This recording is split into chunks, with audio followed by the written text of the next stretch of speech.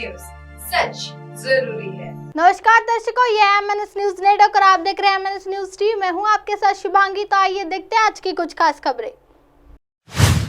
भारतीय विश्वविद्यालयों की वैश्विक पहचान बढ़ रही है, PM मोदी। प्रधानमंत्री नरेंद्र मोदी ने शुक्रवार को कहा कि शिक्षा की भविष्योन्मुखी नीतियों और निर्णय का परिणाम कि आज भारतीय विश्वविद्यालयों की वैश्विक पहचान बढ़ रही है। उन्होंने हाल ही में वर्षा में IIT, ISM की संख्या में हुई वृद्धि का हवाला दिया और उन्हें नए भारत के निर्माण में महत्वपूर्ण बताया। दिल्ली के विश्वविद्यालय के शताब्दी समारोह समापन कार्यक्रम को संबोधित करते हुए प्रधानमंत्री मोदी ने यह भी कहा कि राष्ट्रीय शिक्षा नीति के जरिए इस बात पर ध्यान केंद्रित किया गया है कि छात्र सीखना क्या चाहते हैं, जबकि पहले ध्यान इस बात पर दिया जाता था कि छात्रों को पढ़ाया क्या जाए। इस अवसर पर प्रधानमंत्री ने दिल्ली विश्वविद्यालय कंप्यूटर सेंटर, प्रौद्योगिक संकाय भवन और अकादमिक ब्लॉक की आधारशिला भी रखी। ये भवन विश्वविद्यालय में नॉर्थ कैंपस में बनाए जाएंगे। अपनी हालिया अमेरिका यात्रा के उल्लेख करते हुए प्रधानमंत्री ने कहा कि इस दौरान भारत और अमेरिका के बीच महत्वपूर्ण उभरती प्रतियोगी को हर पहल को लेकर हुए एक समझौते मात्र से देश के युवाओं के लिए जमीन से लेकर अंतरिक्ष और सेमीकंडक्टर से लेकर कृत्रिम मेधा तक नए अवसर पैदा होंगे। उन्होंने कहा, यह आहट है कि भविष्य का भारत कैसा होने वाला है, आपके लिए कैसे कैसे अवसर दस्तक दे रहे हैं। प्रधानमंत्री ने कहा कि शिक्षा सिर्फ सिखाने की प्रतिक्रिया है नहीं कि बल्कि सीखने की प्रक्रिया भी है। लंबे समय तक शिक्षा को लेकर ध्यान इस बात पर केंद्रित कर रहा है कि छात्र को क्या पढ़ाना चाहिए। उन्होंने कहा कि लेकिन हमने फोकस इस बात पर भी शिफ्ट किया है कि छात्र क्या सीखना चाहते। आप इसके सामूहिक प्रयासों के नए राष्ट्रीय शिक्षा नीति तैयार हुई है और छात्रों को यह बड़ी सुविधा मिली है कि वह अपनी इच्छा से अपनी पसंद के विषयों का चुनाव कर सकते हैं। उन्होंने कहा कि सरकार शिक्षा संस्थाओं की गुणवत्ता बेहतर बनाने के लिए लगातार काम कर रही है।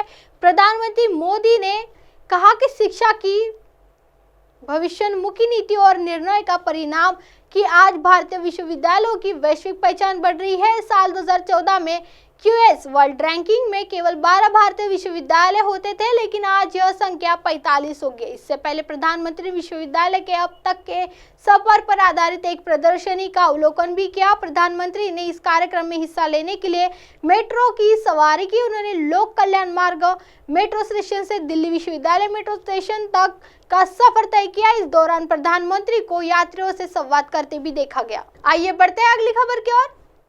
भाजपा कार्यालय पर हमला, पुलिस ने आंसू गैस के गोले दागे। मणिपुर हिंसा थमने का नाम ले रही है। गुरुवार को कांगपोकी जिले के हार ओठेल गांव में कुछ अज्ञात दबंगों ने बिना किसी उत्साह के गोलीबार कर दी, जिसमें एक शख्स की मौत हो गई जबकि कुछ अन्य घायल हो गए।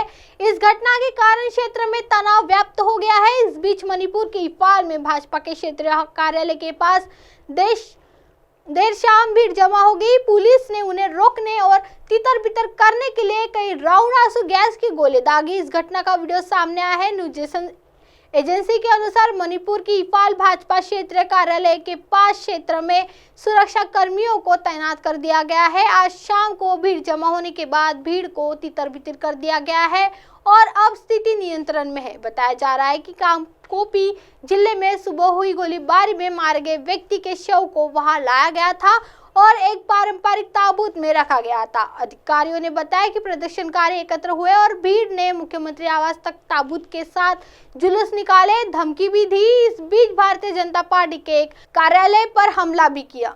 आइए बढ़ते हैं अगली खबर की ओर। मणिपुर के राह शिविरों में पहुंचे राहुल गांधी, कांग्रेस बोली नफरत के खिलाफ जारी है मोहब्बत की यात्रा। कांग्रेस नेता राहुल गांधी ने अपने मणिपुर के दौरे के दूसरे दिन आज 2 राह शिविरों का दौरा किया। शुक्रवार को सबसे पहले राहुल गांधी मोइरांग के कोंचिम्बोम राह शिविर में पहुंचे और वहां रह रहे परिवारों से मुलाकात की। इसके बाद उन्होंने मोइरांग कॉलेज में स्थित राहत कैंपों का मुआयना किया और यहाँ रह रहे लोगों का हाल चाल जाना। संघर्ष के बाद से राज्य भर में अब तक करीब 50,000 लोग 300 से ज्यादा राह शिविरों में रह रहे हैं। इसके बाद राहुल ने राज्यपाल अनुसुईया उइके से भी मुलाकात की। राहुल के राज शिविरों में पहुंचने की तस्वीरें ट्वीट करते हुए कांग्रेस ने लिखा, प्यार, भाईचारा और शांति का संदेश लेकर राहुल गांधी जी मणिपुर पहुंचे हैं।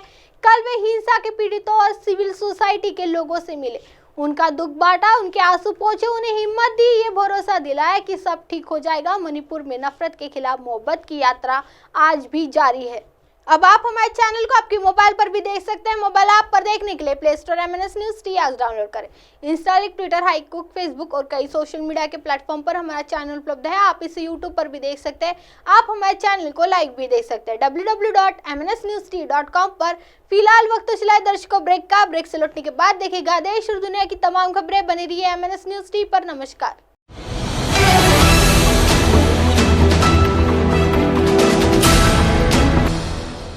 ये है MNS न्यूज नेटवर्क और आप देख रहे हैं MNS